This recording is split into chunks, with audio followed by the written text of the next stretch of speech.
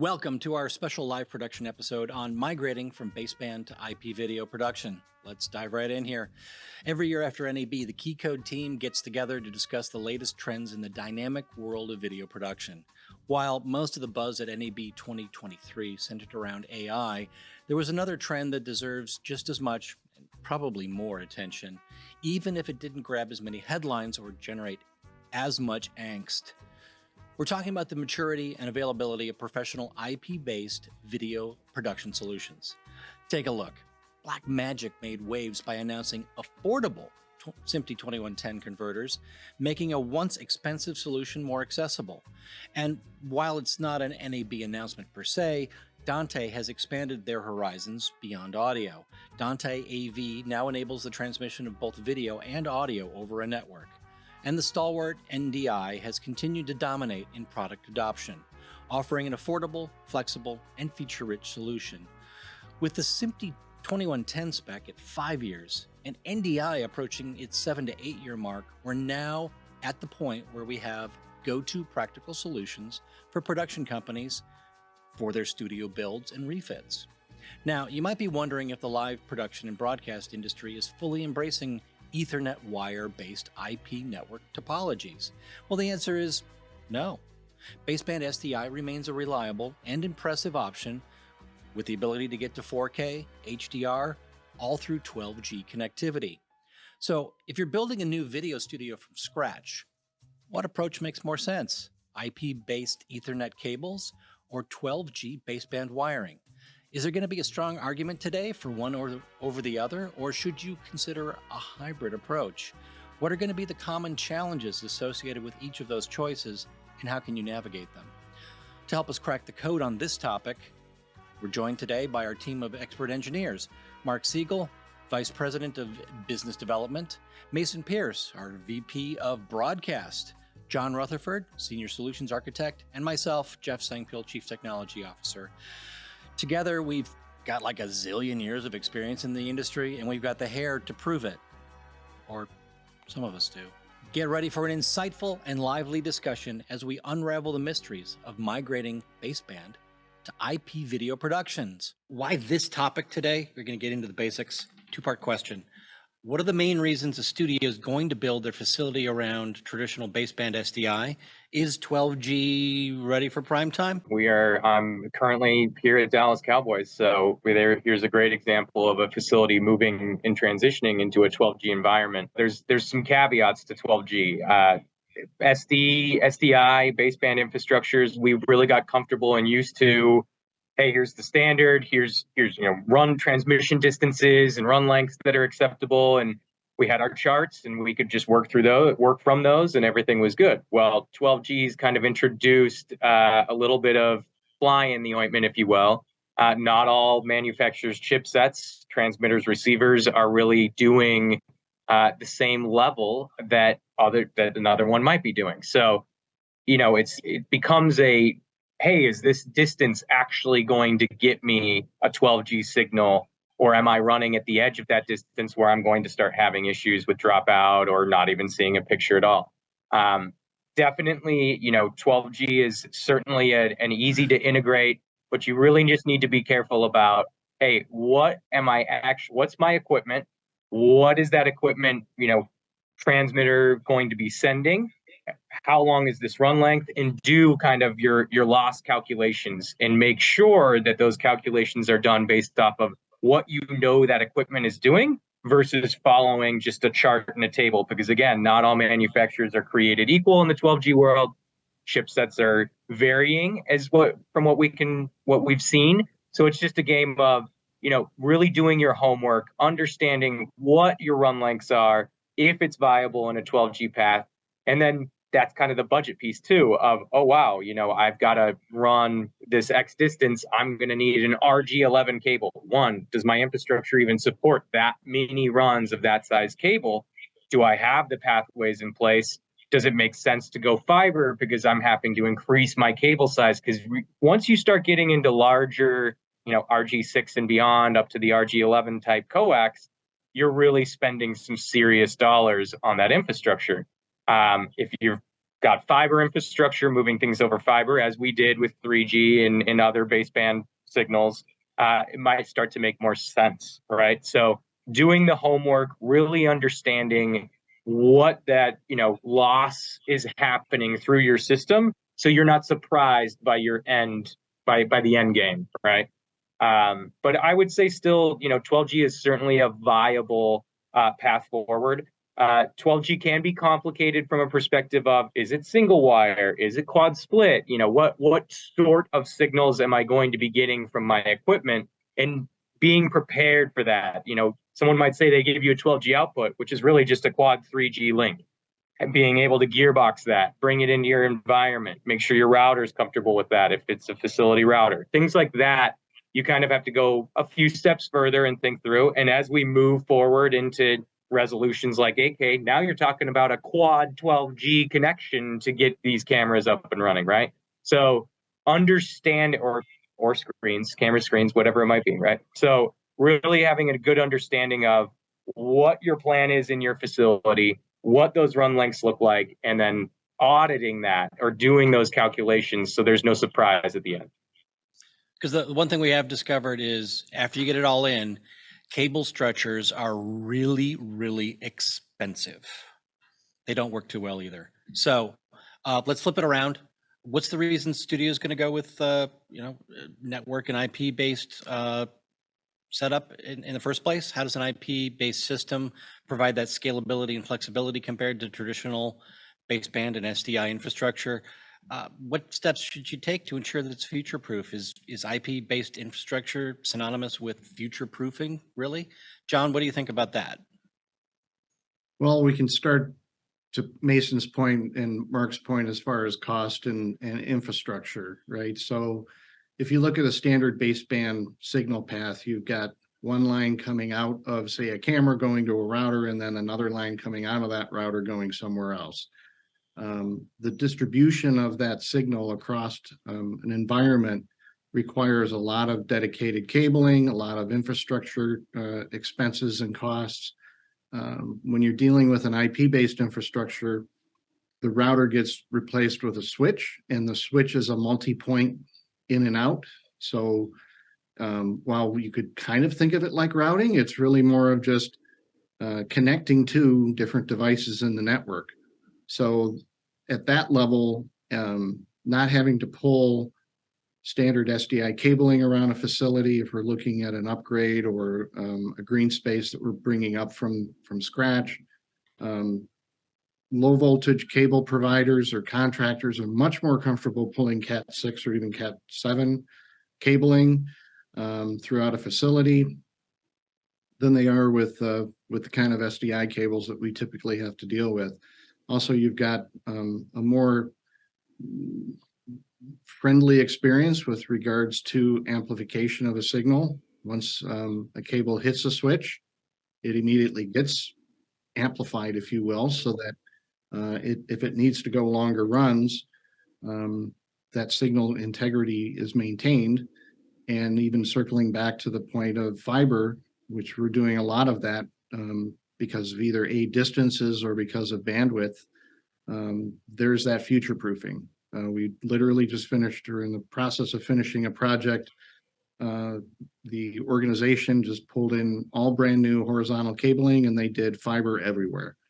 So again, they're looking at that from the standpoint of, we really don't care what kind of speeds we need, because it's just light that needs to go through that fiber cable.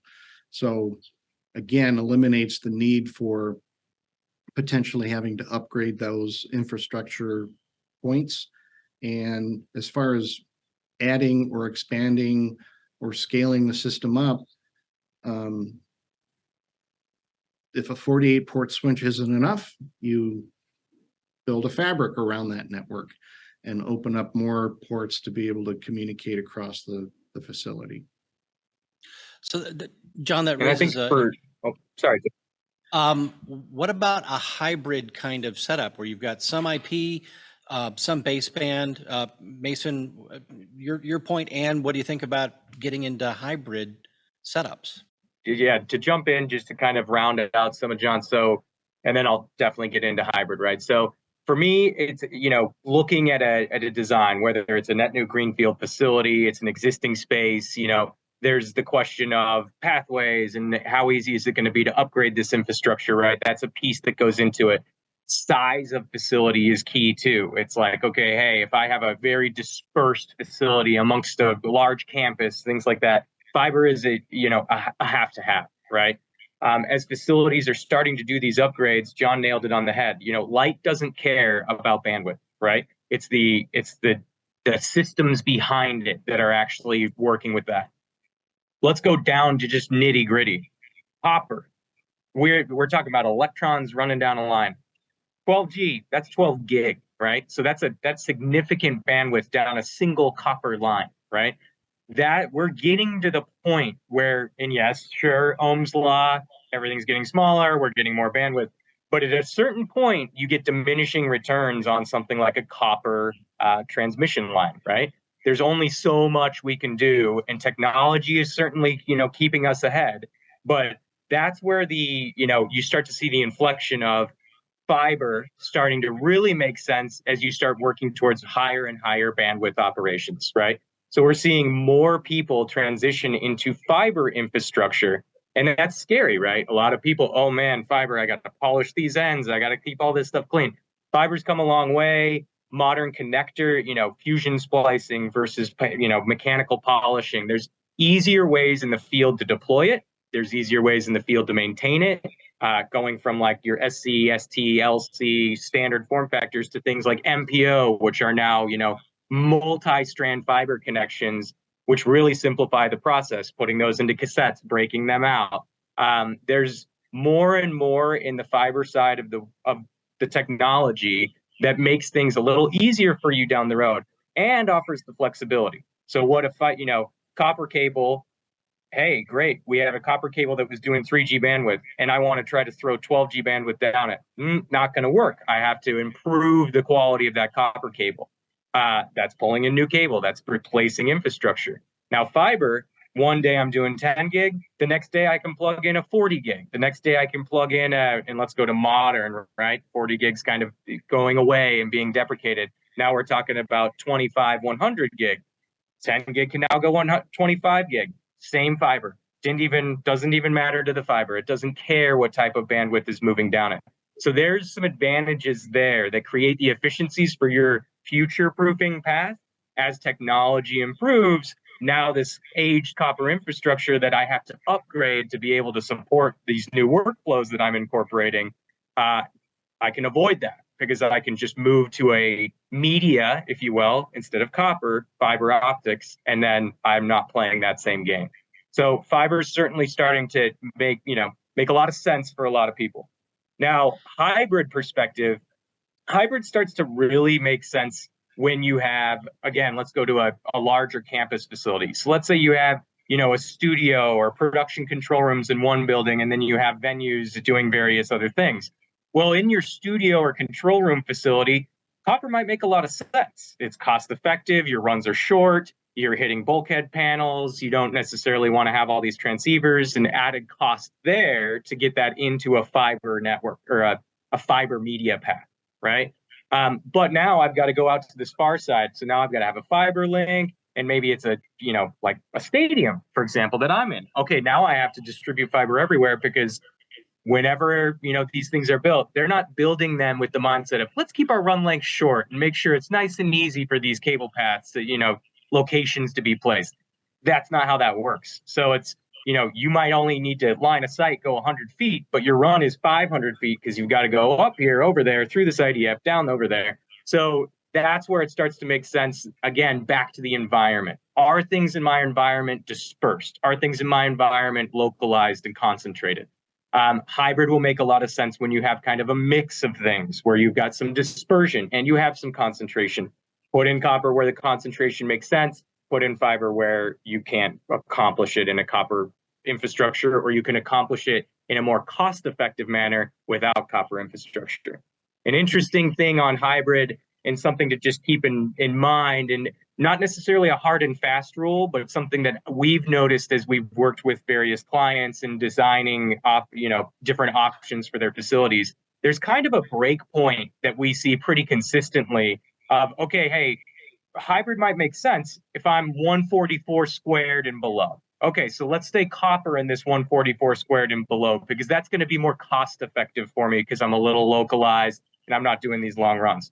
Now, once you start to get into these larger systems, fiber starts to make a lot of sense, because now you have to pull way more cables. And again, copper is not cheap right now, and it doesn't seem like it's good. Well, it's been getting better, but again, it's one of those things that glass is pretty easy to make. Copper, not as much, right? So moving to fiber infrastructure as you move into these larger systems, now instead of a copper cable holding one signal, I have a fiber cable holding dozens of signals and transmitting those around. So that's where the larger the system gets, you kind of hit this break point of, okay, now it's starting to make more sense for me from a financial and economical perspective to start looking into the more fiber-centric approaches or IP-centric approaches as well. If you bring it down to an economic model, a standard 3G BNC connector is $3. A 12G connector is up to $12. So do that times, just do the math. Well, Yep. and the other side to that is there's a certain online retail provider that starts with A that literally sells fiber jumper cables and full-length fiber pre-terminated cables at a very cost-effective price point, because they're using them in their data centers all over the world. So the cost of entry for fiber for a smaller facility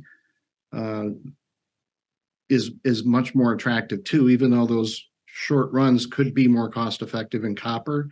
It's really back to what's the best scenario going forward, and who's going to pull that cable if it needs to be pulled back. So these are kinds of conversations we all have to have, as Mason said, with our clients during the design phase to determine what's the best approach based on what their needs are, what their existing equipment is.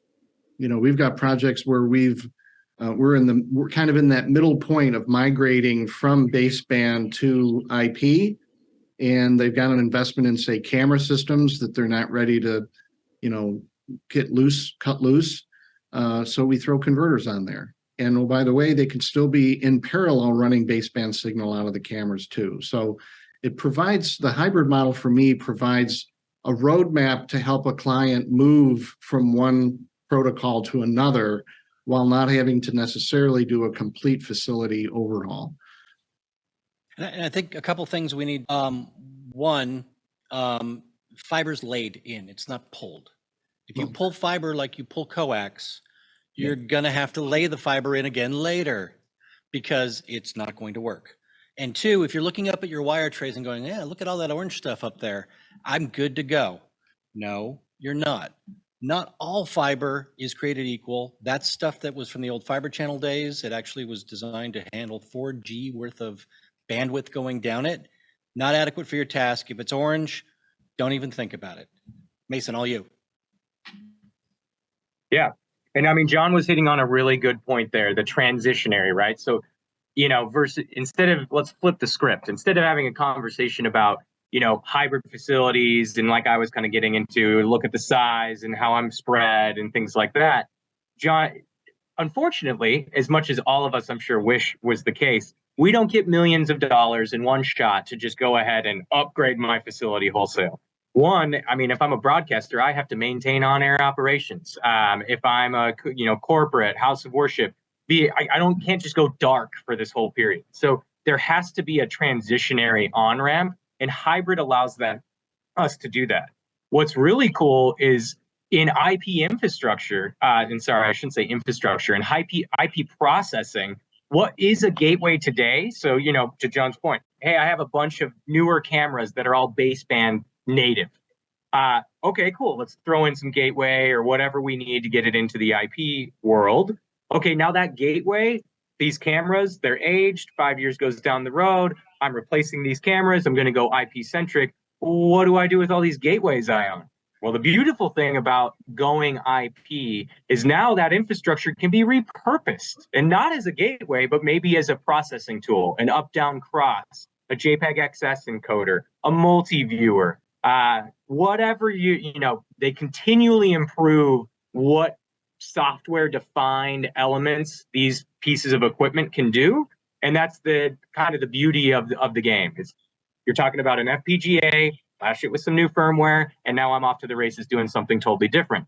So that evolutionary model, the biggest fears that I see when I'm discussing with clients is I don't want to make investments that aren't serving me down the road, right? And that's the other beauty is baseband. These were appliance-based systems, one-trick ponies. They did this is what they did it great, they did it solid. But now, hey, I don't need this particular tool or use case anymore. Well, in IP world, that's not a throw away and forget about it. That's again, flash that firmware, get something new going on that particular device, and it's still viable and usable in your system, right? So really gives you a nice, story to tell your CFOs, CEOs, the people who actually care about these investments and how long the useful life cycles are of these investments. The story gets really strong there moving to IP because now I can actually show the value of this isn't a one-trick pony piece of equipment that in 5 years down the road isn't going to do me any good. This is a piece of equipment that can evolve with me as my environment evolves with the changing of the times. So the thing is, you said the magic acronym there, CFO. So budget and scope for a studio. What do you guys think are some of the key considerations are going to be for successfully transitioning from baseband to IP? And what are the challenges that are going to pop up during the process? How is this budget thing going to play into this decision making on which path to go? Mason, you've made some great arguments there for, hey, this is going to be a much longer term investment, even though you think it's just short term. So we're talking SMPTE, things like NDI, or sticking with baseband. Mark, what vendors do you see leading each of those sides? Well, I mean, I think it's interesting. The industry as a whole is moving to IP. All we can talk about is cloud, and we talk about on-prem, we talk about off-prem, we talk about cloud. That all requires IP. A lot of the manufacturers I would say the majority of manufacturers are heading in that direction. Even hard, steadfast, hardware-based manufacturers like Ross just got a $49 million grant from the government to support their cloud initiative, which is a $250 million initiative. These guys have been copper guys for a long time, right? Well, it's not going to be copper for long.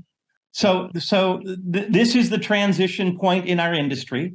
One of the things is we're using a lot of COTS, off-the-shelf hardware, servers, switches, and these are obviously, HP, Dell, Arista, these Cisco. These are big players. The broadcast industry is a pimple on the tuchus of this industry, right? It is big. There's a lot of money behind it. And the manufacturers are going more towards a business model of SLAs. They want the recurring revenue. They want to sell licenses. They don't want to sell hardware as a one pop. They want to keep you in the house, and they want to be able to project reoccurring revenue. That's the model of the manufacturer. That's the industry. So if the industry is producing tools like this is what is going to be delivered to us. We will not have a choice. This is where we are going to go. This is where we are going to be. From an economic standpoint, it's all based on size. I mean, you could put a very cost-effective IP solution in with certain manufacturers. NDI is a very cost-effective way to deploy a system, right? A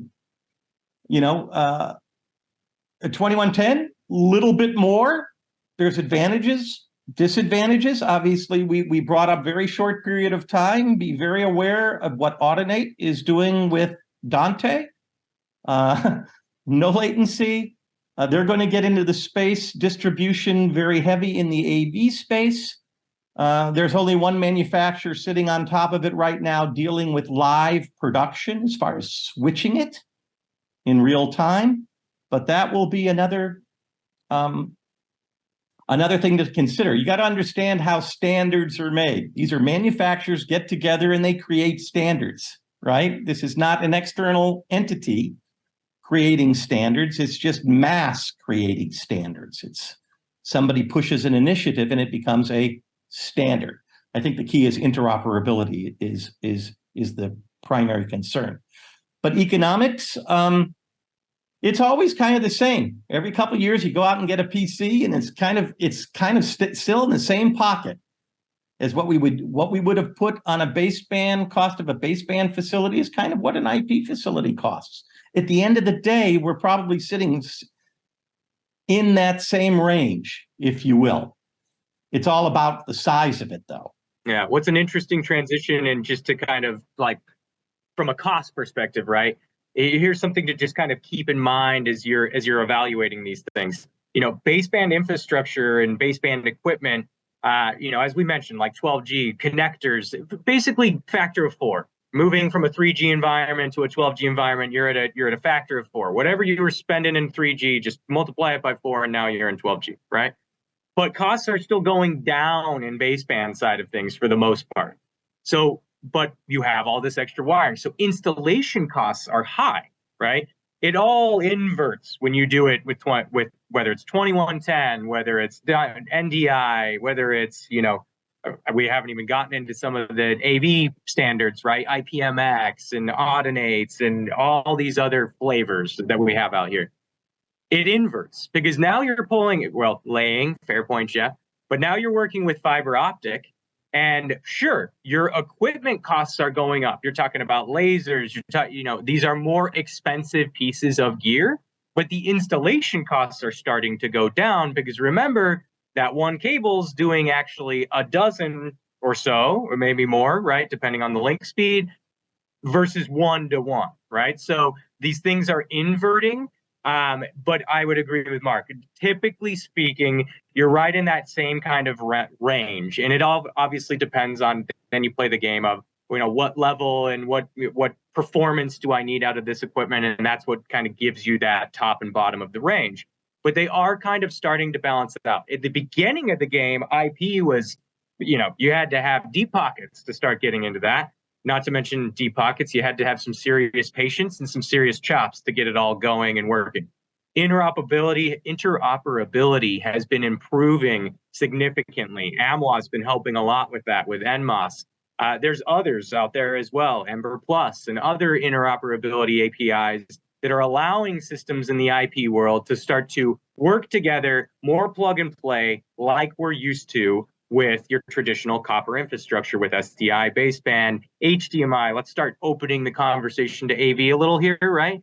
So it's like now in the AV side, you know, we're used to just plug it in, the things talk to each other, they go, right? Now we have to have this whole nother set of interoperability for the AV specifics. We've got to track HDCP, we got to track EDIDs, we've got to track all this various additional information that SD2110 really doesn't necessarily address. And that's why we're seeing the advent of things like IPMX, which IPMX is largely based on 2110 with some additional interoperability hooks like IS11 and again, an AMWA standard, right? So you have all these players that are working together to try to define these things because we're still, and I don't want to say the word infancy because 2110 is it's out, it's developed, it's working, it's in facilities all over the world. But like IPMX and AMWAs and IS11 that's been developed, that is specifically focused on handling some of those EDID issues and those HDCP issues and things that in the AV world we're just plug and play, I'm good to go. Those are highly complicated tasks to happen in a network-defined environment. And until we get all those operability pieces really smoothed out, there's always that initial barrier of entry, whether it be cost, complexity, knowledge, experience with that type of equipment. And that's where it comes down to finding good partners, working with solid integrators, working with companies that are open to the open standards and not closed and in their own little ecosystems, kind of developing and working in their own worlds, right? So that's also the other big piece here is beyond interoperability, making sure that the product mix that you're looking at is actually open armed to that interoperability world and not a little closed pool that only they can swim in type of deal. I'll add one more thing to that, and I'll make it short, but I just want to circle back to the budget conversation. So often the way we approach these designs, of course, the initial people we're talking to, they want everything, right? That they want the whole enchilada. And then they get into the budget conversation, and CFOs or whoever are actually handling the money are like, hold on a minute. So back to that kind of hybrid model as a transition point is a system, an IP-based system can be designed in phases because we're looking at it the same way we would look at a standard network, in the sense of adding central, key components in the core and then branching out or fanning out to endpoints on the network. So from a budgetary standpoint, in a conversation with a CFO, as an example, it could be, look, this is what the entire thing's going to cost, but if we can do this much this year, and then we know what we are going to need to do for next year, and then we'll eventually get there over the course of a period of time, but we already know what those costs are going to be, of course, counting in inflation and so forth of costs going up. But at least the shopping list, if you will, is there for people to be able, for CFOs to be able to see whether they can do it all now or they have to fan it out over a period of time. And we've had times where, in our conversations early on, they're like, oh, that's not going to happen. And then when we approach that budgetary conversation that way and explain the fact that this is going to ultimately provide a more cost-effective solution in the long run, suddenly the money can magically appear. Definitely. So we're gonna jump into standards in a quick second. One thing I just wanted to point out on this is one of the things I think we need to have people look at is what are your gazintas and gazatas going to be in the near future? Because we've been talking about copper versus fiber, and we've been talking about IP versus baseband. And the thing is, they're actually two completely segregated conversations. We can feed serial digital down fiber. It's ST 2022, it's a SMPTE standard. If you think you're going to be going there, but you don't have the money for the ST 2110 environment now, in terms of its processing, you can still put the fiber infrastructure in with the idea that, hey, we're going to put in a router that does SDI over fiber in the short term, later to be replaced by the entire ST 2110 infrastructure when I go IP. And also NDI can go down fiber too. You're just not going to get power over that Ethernet line. So standards, we're going to go a rapid fire round on this one.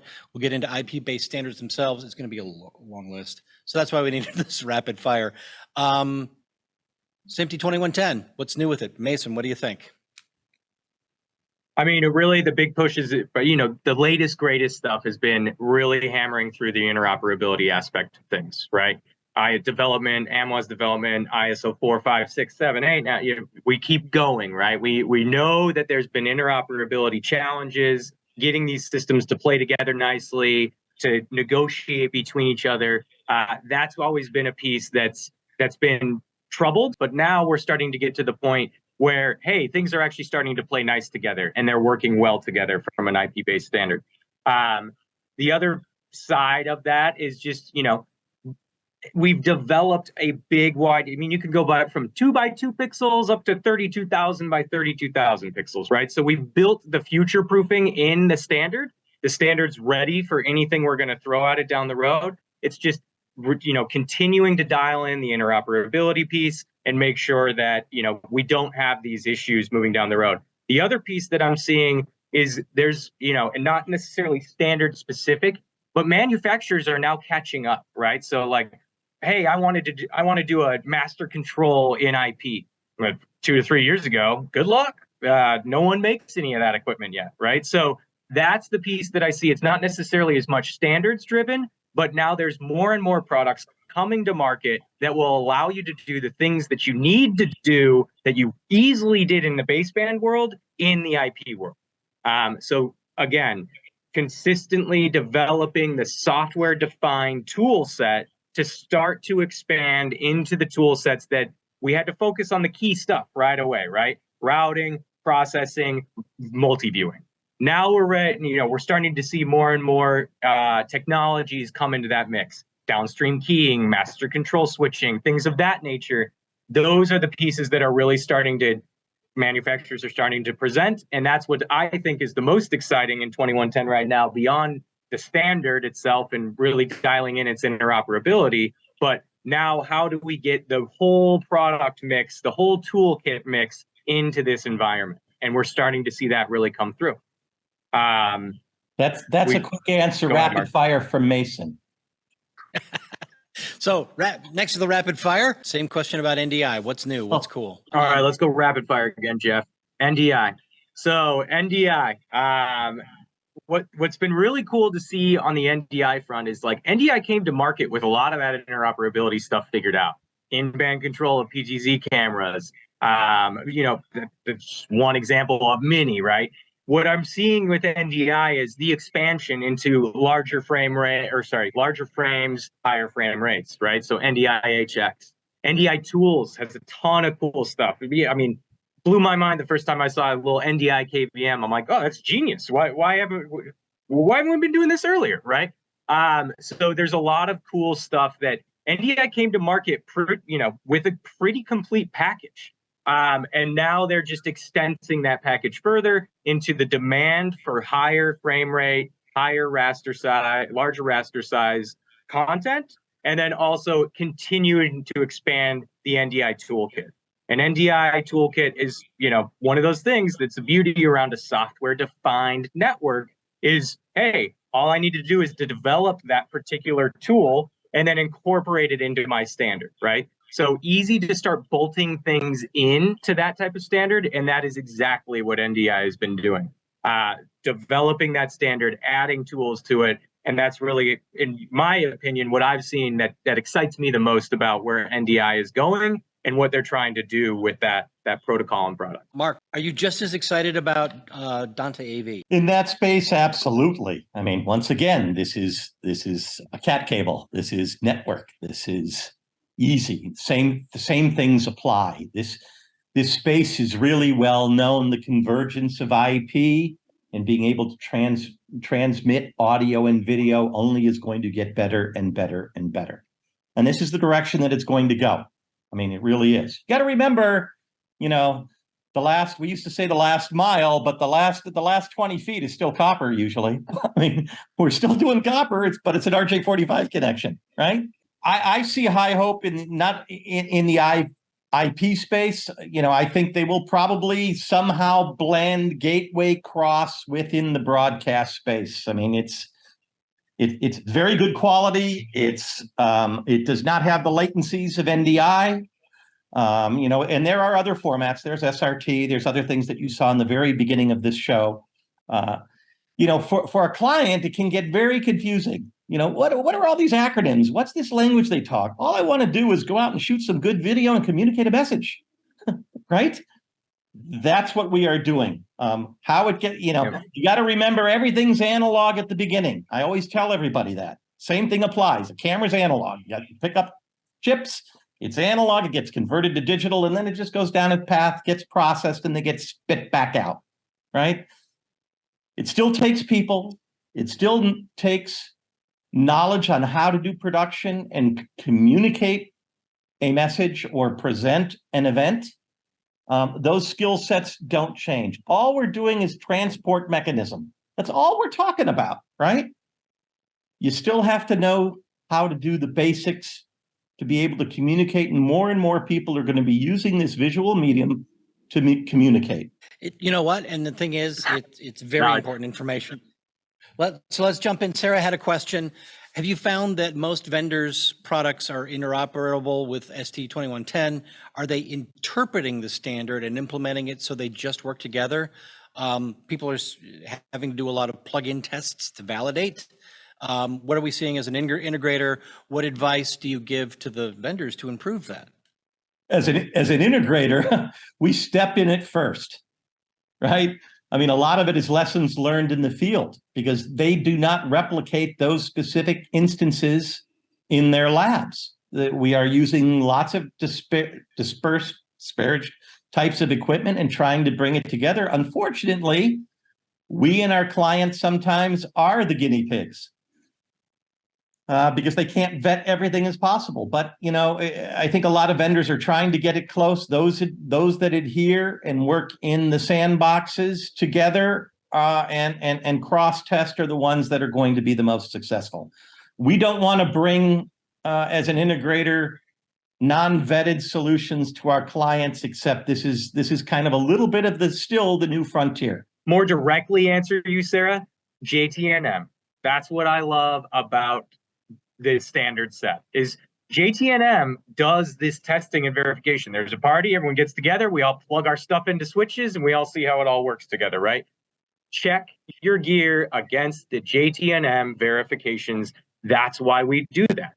Now, that being said, there's, span between the year between these certifications. Yes, there's labs built up by various manufacturers and open source groups that are working with these systems, live as they get developed. But that's where we kind of step in it is, hey, here's a new product. Okay, great. It's NMOS capable. Oh, right. Their interpretation of this particular piece of NMOS was slightly different than this person's interpretation. My favorite example is audio essences, right? Are you a essence with 4 channels or an essence with 8? Or how are you playing your game, right? Everyone has a little bit different mix, and it's about understanding those in the front end. And JTNM is a very good tool to leverage to see exactly where they've passed the tests, where they're falling short, why are they falling short, because it is a very detailed analysis of all of these various products, right?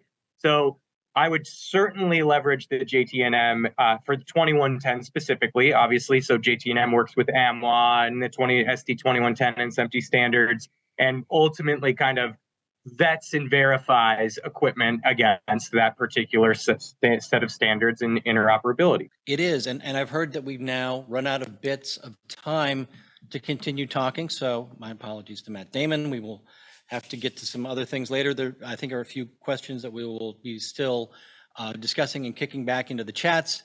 Gentlemen, thanks for joining me today. It's great to have you and this fun discussion about IP and all the fun stuff that goes into building a facility.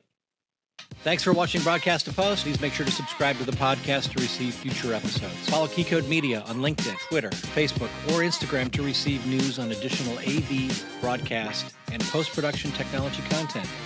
See you next time, folks.